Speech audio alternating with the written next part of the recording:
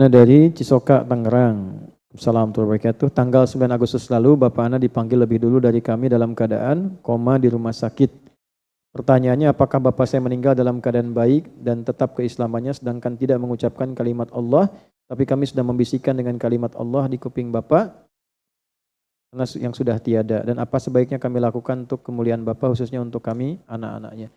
Satu, selalu berhusnudzan pada Allah. Kalau Allah sudah titipkan sakit, misalnya koma, tidak bisa melakukan apapun. Husnudzan dulu dengan syukur kepada Allah bahwa semua fungsinya menjelang wafat ditutup untuk berbuat maksiat. Itu dulu. Terima kasih ya Allah yang Engkau cukupkan ayah kami dalam keadaan saat ini untuk menerima kebaikan saja dan Engkau tutup fungsi-fungsinya dari perbuatan maksiat. Sehingga lisannya tidak berkata yang salah lagi, matanya tidak berkata yang salah lagi sebelum ia wafat. Lalu Anda tadi sudah bisikkan kalimat-kalimat thayyibah, kalimat-kalimat kebaikan, husnudzan kepada Allah, sampai kepada Allah, Allah perintahkan malaikat untuk menyampaikan itu pada keadaan dirinya, walaupun tak terucap di lisannya. Jelas ya? Husnudzan. Setelah itu apa? Setelah itu wafat, meninggal, diselesaikan semua kewajiban beliau. Kalau Anda bertanya apa yang terbaik, satu yang tidak ada biaya menggunakan lisan saja yaitu doa. Ya, satu apa? Doa. Nah, yang kedua, praktekkan semua ilmu yang pernah diajarkan ayah dan amanat yang baik-baik. Praktekkan. Jelas? Nah, yang ketiga, ya, jika ayah berwasiat amal-amal baik, lakukan. Jika tidak ada, Anda teruskan amalan baik yang pernah dikerjakan ayah atau amal kebaikan yang ayah belum kerjakan tapi Anda niatkan untuk ayah Anda. Tiga-tiganya terkumpul dalam satu hadis, 9 lafaz di hadis Muslim. Idza mata al-insanu. Idza mata al-insanu. Riwayat kedua, idza matal abdu. Kemudian diterjemahkan dalam tafsir hadisnya, idza mata ibnu Adam. Ini yang populer tafsir hadisnya. Redaksinya, idza matal insan, idza matal abdu. Jika manusia yang sibuk itu wafat, meninggal, in qata'a sa'iru amali, maka semua amalnya selesai. Semua pahalanya pun selesai. Illa min thalathatin, kecuali 3 hal saja yang pahalanya masih mengalir. Satu apa? Waladin solihin yada'u. Anak soleh yang mendoakannya. Maka jadilah anak-anak yang soleh, jangan putus doa. Setiap selesai sholat minimal berdoa. 2, sedekatin ya, amal baik yang mengalir pahalanya. Ya, jadi apa itu? Kalau ayah punya amal baik yang sudah ia kerjakan dalam hidup, misalnya pernah ikut renovasi masjid. Ya, selama orang sholat di situ beliau dapat pahalanya. Nah, ini yang saya maksudkan. Kalau tidak ada yang ditemukan amal begitu, Anda niatkan.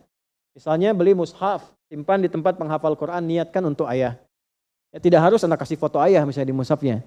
Ya, tidak harus demikian, cukup Anda niatkan. Ya, kemudian dengan izin Allah, ya harapkan cahayanya, kebaikannya sampai kepada beliau. Jelas sampai sini? Ya, ada yang umrah misalnya, ada yang haji menjadi badal, itu boleh dilakukan.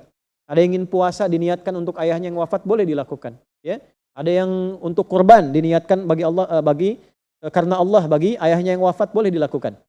Jelas? Nah, yang terakhir, ilmin yuntafa'u bihi, ilmu yang bermanfaat. Banyak orang menafsirkan kalau ini pernah jadi guru, kan pernah mengajar. Tidak juga. Jangan batasi di situ. Seayah-ayahnya ayah. Tuh. Saya akan selalu kangen dengan suara ibu itu. Nah, itu. Seayah-ayahnya ayah sudah pasti punya ilmu ayah yang mengajarkan anak ayah itu menjadi baik dalam hidup. Oh, tangkap tuh. Seayah-ayahnya ayah sudah pasti memiliki ilmu ayah untuk mengajarkan anak ayah itu menjadi baik dalam hidup. Ayah pernah minta Anda sholat? Sholat nak? Pernah? Pernah diajarkan jujur? Pernah? Pernah diajarkan baik? Pernah? Pernah diajarkan jangan berkata kasar? Pernah? Ketika Anda praktekkan itu, diniatkan kepada Allah untuk ayah Anda, seketika pahala mengalir untuk ayah. Makanya saya sering katakan gini, kalau bisa anak-anak bapak ibu, anak saya, anak kita, usahakan ngaji pertamanya dari orang tuanya. Minimal Fatihahnya. Ya, ketika meninggal anak itu baca Fatihah, setiap baca dalam sholat itu jadi cahaya di alam kubur untuk ayahandanya. Usahakan.